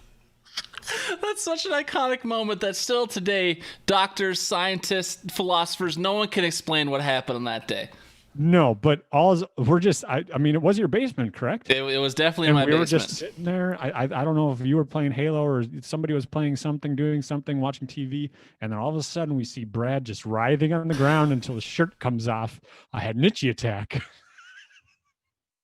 A moment, like I said, no one will ever be able to explain for the rest of the time. What a fucking interesting time. So yeah, that's just a rambling of 5 memories in your basement, essentially. Sure, but Gar's basement. I appreciate the shout out for the Range's Gar's future basement. Something didn't even make my list. I'll just mention real quick. Back to when we were little kids, we'd play Blind Man's Bluff a lot. Didn't even make my honorable mention list because I didn't think about it until just now. But yeah, the unfinished basement, Blind Man's Bluff, blanket over your head, running into the fucking steel support beam right in the middle of everything. That was a classic when you couldn't see. My number 4 fave Hidden Oaks memory. This is not, it didn't happen at Hidden Oaks, but it was still a Hidden Oaks event. It was Jordan Mines Best in the World versus Best in the World, January 5th, 2013. Again, it was another big group event. It was, I don't remember if I was Team Garlic. I think he was Jordan Nation at the time. I don't remember what iteration of team he was, but it was just, there was a bunch of people in Jordan shirts. There was a bunch of people in Team Garlic shirts. Jordan and I played 3 games of Madden. It's when Macklemore's Thrift Shop was a huge song. I remember that being played on repeat. Jordan was dating like Alicia at the time, that one, Alicia, whatever her name was. Emma Geiger was there. Andy Locke was there. It's a big, fun group event. And those things are obviously probably over in our lifetime, but it was just a big thing I was involved in. It was just really fun for me. Josh, I'm pretty sure you were there, right? Yep, I was there. What do you remember about it? I mean, I remember, was that the one that had the Mr. McGiblets? Is that where I dressed up as Mr. McGiblets and walked in? Maybe. honestly don't remember. I want to say that was that one because that was in their apartment. That was in their Forest Lake apartment. I think Jesse might have been dressed up as Mr. McGiblets, or was it you? I think Jesse changed into it after I walked in wearing it. I think that's what happened. It was years ago. Like I said, 2013. That was a long time ago. But yeah. All right. Yeah. What do you got for number 4, Josh? Number 4, this is kind of like activities. So kind of what Hammer said, yard games.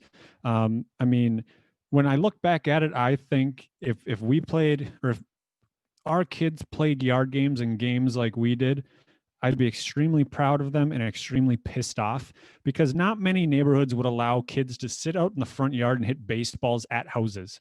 I don't know if you remember playing baseball at Jamie and Jesse's. I mean, it was with the tennis ball, but those things can still damage siding. And at Nate's house, playing baseball in Nate's front yard, I mean, I broke a window because I threw a ball and it was a bad throw and it hit a window and broke Megan's window at the time. So yeah, there's that. But yeah, I just remember, and then Tyler's backyard, we had to stop playing there because Tyler's parents don't like us.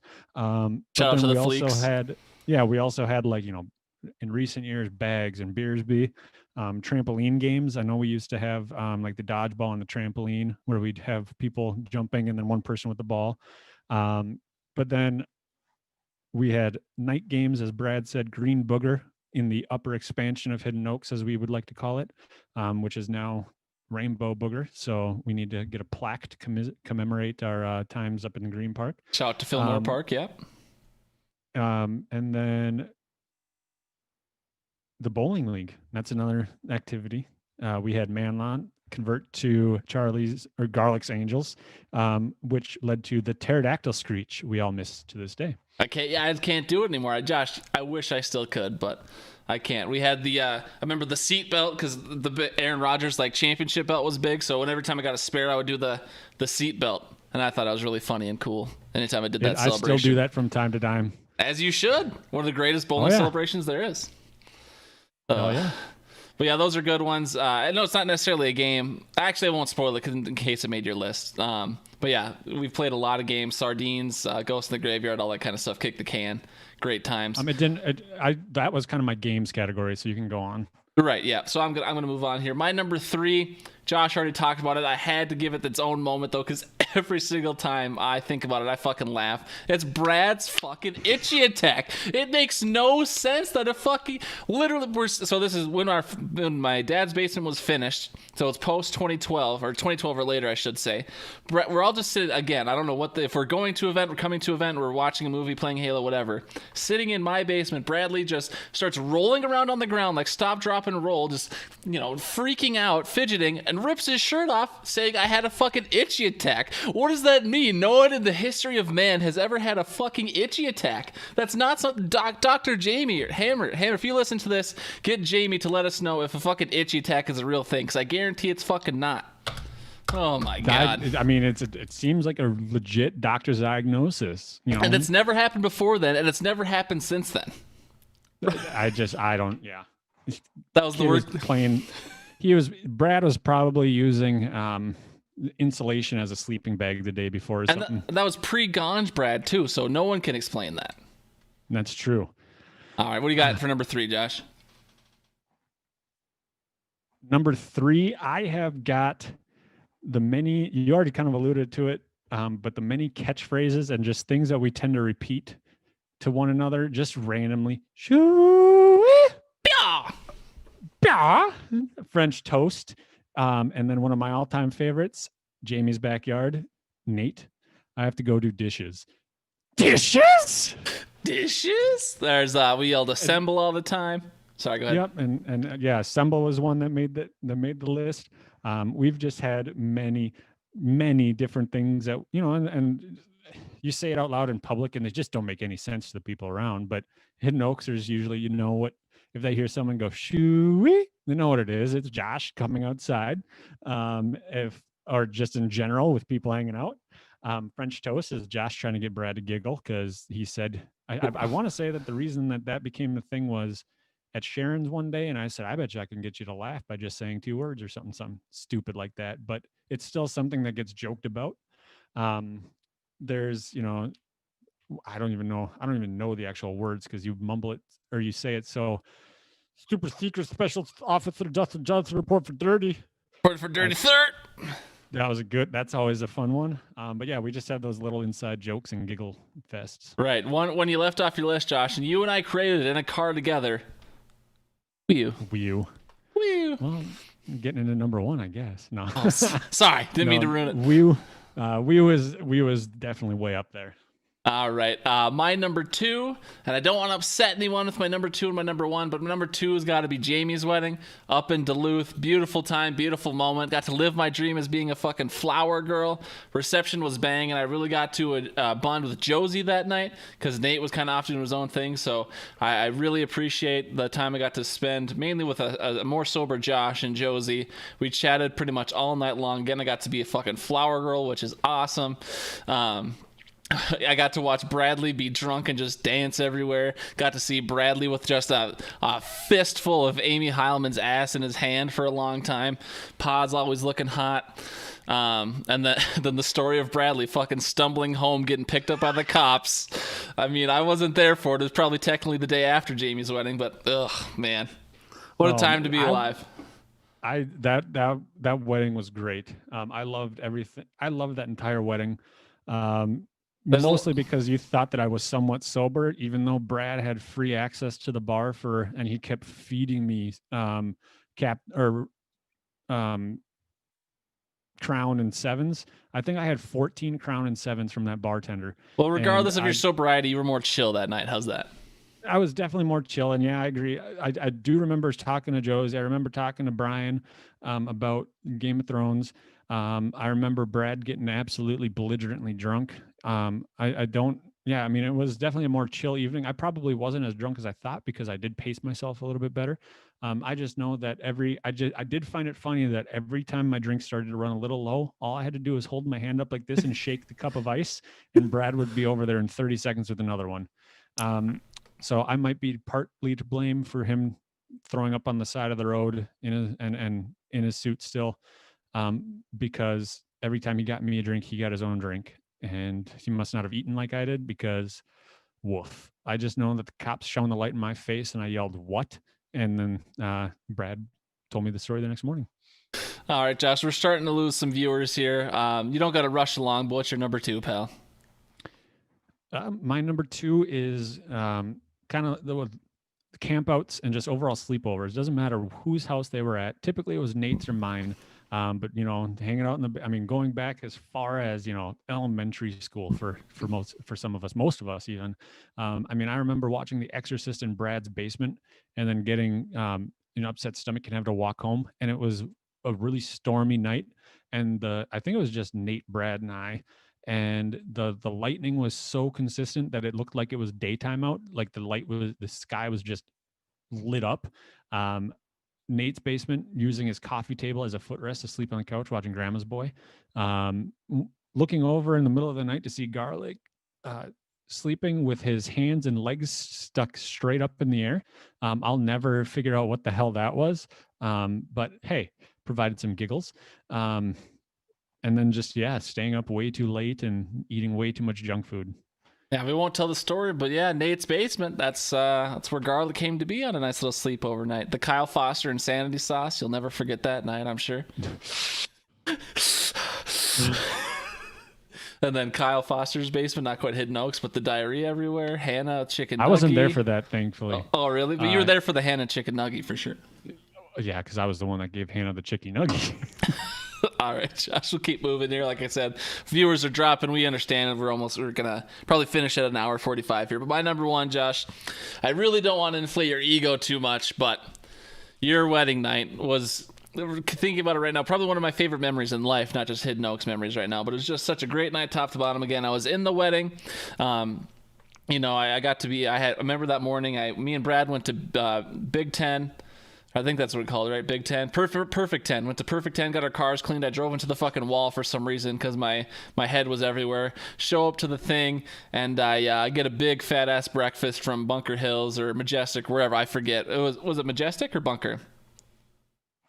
Bunker, because the joke was that we're going to change the place to Mitchell. That's right. Yeah, so I got a big fat-ass breakfast at Bunker. The boys just hanging out all morning, taking pictures outside. Apparently, I ruined a couple of them just with my face being so ugly. It's the way she goes. Great night, Courtney and I. Perfect match. Standing at the altar. When the pastor asked to say I do to whatever, I said I'll try instead. Just a great moment for everyone that isn't garlic, or a great moment for everyone else. Or a great moment for me and not everybody else. But just a perfect night. Had a smoking date that night. Everything about it. Just super fantastic. I won't keep mumbling. But Josh, your wedding night, very special night for me. And I got to drive you to the church. Yeah, we appreciate it, Nikita and I. It was a fun night for us as well. Oh, really? Your wedding night was good for you? That's good. Yeah, no, and we're happy that everybody else had a good time, or we assume everybody else had a good time. But, I mean, it wasn't just us there making it great. It was everybody from the hood. So the lightsaber fight too. Yeah. No, I mean that's still pretty unique. We didn't get quite the darkness that I wanted. I wanted them to turn all the lights off and then have our lightsabers be real, so I could. No, but that was something that we had to keep a secret up until the very last moment, and I'm glad we did. Worth it. But yeah, no, and then we also get the stories of the podcast interviews in the closet and Brad thinking they're getting high, and so yeah, a lot of good stories came from that night. Before you move on, I just want to say fuck you to Brad in the chat. He says, "LMAO, I forgot you drove into the wall." So go tuck yourself in, Brad. Sorry, Josh. Go ahead. Walk us off. No, I do think that it was a fun night for all, and it was everybody's contribution that made it so. What do you got for number one, pal? Moving on to number one, Brian alluded to it at the end, and it might seem corny to say, but screw you if you think so. It is the fact that we have maintained friendship for as long as we have. So that is my number one Hidden Oaks memory. We give each other shit from time to time, and we get on each other's nerves more than time to time. No, not just you and I, but in general. It goes all the way back to me throwing Nate into the fences when we were 5 and 4 years old because I thought it was funny because he bounced, and just all of that nonsense. But the fact that we're still able to maintain communication 20 years later is insane. 20 plus years later. My dad said when I graduated high school, my dad told me, "You're not going to be friends with these kids after college because the odds of it are just astronomically high." And he was just referring to Nate. He wasn't referring to everybody from the Hidden Oaks. And it wasn't a knock on you guys. It wasn't because you guys were bad people. It's just because that's the way she goes. Move away, find fucking new way friends, of the road, pal. find new things. But the one consistent, and as we all know, consistency is key. The one consistent has been Hidden Oaks. And so there's Nikita's mentioned being jealous many a times to me about how close knit our group of friends are. And now she is technically a part of it. Second tier member. Yeah. Yeah. Second tier member. She can get the silver package when we create our own Hidden Oaks resort. Not necessarily gold or platinum, but silver tier. But yeah, so my number one is just all of the memories rolled up into one, adding to the friendships. All right, Josh, that was our beautiful Fave Five list from both of us. We got 3 concurrents still. Whoever's in the chat, give me a couple of you, give me a number 1 between 14. So whoever's still there, if you can put in the chat a number between 1 and 14, let me know. That's for something else though. So Josh, we've been talking about it for a long time. We got a raffle winner here, Josh. We got to give someone $50, and I'm covering up your face. So we had a total of 58 entries. Carmel and Al ruled the world with 10 entries each. Brian with 9 just because he didn't leave one pre-contest, so he didn't get the legacy bonus. But there's going to be an exactly 50% chance that either Al, Brian, or Carmel win this thing. If you add in Hammer and Jack, then it's about a 75% chance that one of those 5 gentlemen win. And then Walter's kind of fell off there, only 7% chance. But I know you can't see this on the screen, but out of anyone, who do you want to win this $50 raffle? Who deserves it? Derek, huh? You think so? With his 1 entry, he'll get it done? I think so. All right. Well, we got a nice little random generator here, basically with this formula. I have a period in front of it. I know you can't see that on the stream. As soon as I take this period away, the magic of Google will determine a winner of our raffle. 58 entries. We'll just see who wins. Let's not drag this out any longer. Caramel Bear is your $50 raffle winner. It's not fixed, I promise. You can see all 58 entries right here. Obviously, Caramel Bear had a almost 20% chance to win. He's contributed every week since the contest started. He had a legacy. He left a station ID. It's not fixed, I promise. Caramel Bear, you are the $50 raffle winner. We appreciate you, and I'll Venmo that to you later. So yeah, Josh, how do you like Carmel winning the raffle or no? Obviously, he's not in the league, but he's a big podcast contributor. Yeah, no, I mean, he would have been a second choice there if not for the underdog. And so he now it's switched to Walters. No. Right at the end, son of a bitch. But yeah, I do think that he's a deserving, especially with all the artwork he's contributed. That might have been worth a couple extra bonuses, but yeah. That's the way she goes. Congrats, Carmel. So Carmel in the chat, put a couple numbers. We'll move into the outro here. Thank you again, everyone who contributed to the Fave Five this year. Josh, who are all the people you want to thank for the podcast, specifically season 3, but the podcast in general? Who do you want to give a big thank you to and why? Everybody that's contributed. My wife, who puts up with me being in the guest room on this podcast every Tuesday. You for getting a lot of it set up. Appreciate it. Brian for his weekly contribution. And as a kind of one of those, he's our Gurby. He's our cult favorite. I want to thank the lesser podcasts, such as the Victorious POD. For those of you who don't listen to that podcast, we are now approaching their average timestamp of 1:45. And so that is something that you can be thankful for. I'd like to thank Caramel Bear for his not necessarily his artwork, but his just gloriousness in general. If you haven't seen his dad, he has a giant ass mustache, and he's Mexican. And so, but yeah, and then obviously Audio Al as well for giving us that delectable ear sampling of Whistle. I don't even know. The whistle song, whistle. I mean, come on, Josh. You got to get that shit down.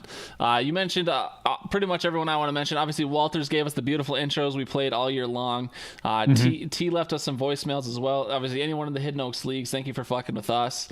Rookie Jeremy, we appreciate you contributing. Obviously, it's a good way to get involved with the league, but also I can understand why you wouldn't want to because you're a new guy, so appreciate Jeremy. Got to shout out Eric's Kesteris, as Josh would call him, or Eric's Sequestrian. Sorry, that's what Josh would call him. Oh, yeah. So we appreciate all you Mika/Michael Clayton, if you're out there still listening, or if you listen to this later, we appreciate you. We got 1 Facebook post this year, 30 Facebook comments, 28 YouTube comments, 48 emails, 72 voicemails. That's a lot of fucking voicemails. So there's a lot of contribution out of you guys. We appreciate everything you say and do. There's definitely no one listening to the pod at this point, but if you listen back later, we thank you so much. And so I forgot to do this earlier, just the Hidden Oaks survey drawing winner. Carmel Bear put a number into the chat. He said 8987. Obviously, that doesn't work out. So I'm going to do just 8 as the first number he listed.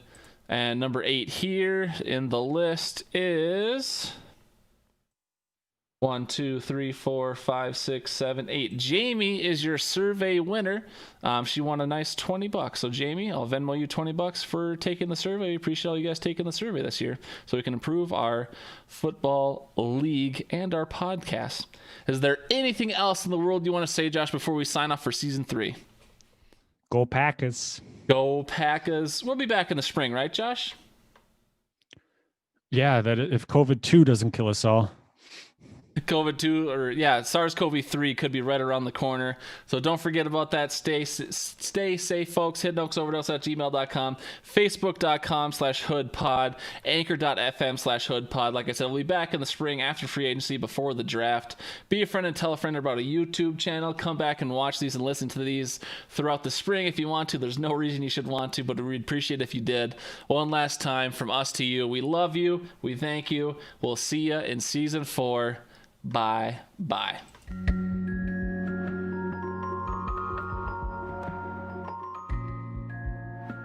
You did it, Josh. How's it feel? Yay. Esto no es Pat McAfee, pero está bien. You're good at that. Are you sure Spanish is not your native language? It might be. No, it's not. Sorry. Well, all right. I'm gonna go eat tacos, and I might be on the old Rocket League later. I might not. Depends on a few different factors. But we'll holla at you later. Rock on, man. Thanks for a great season. Love you. Bye. Deuces. Love you. Bye.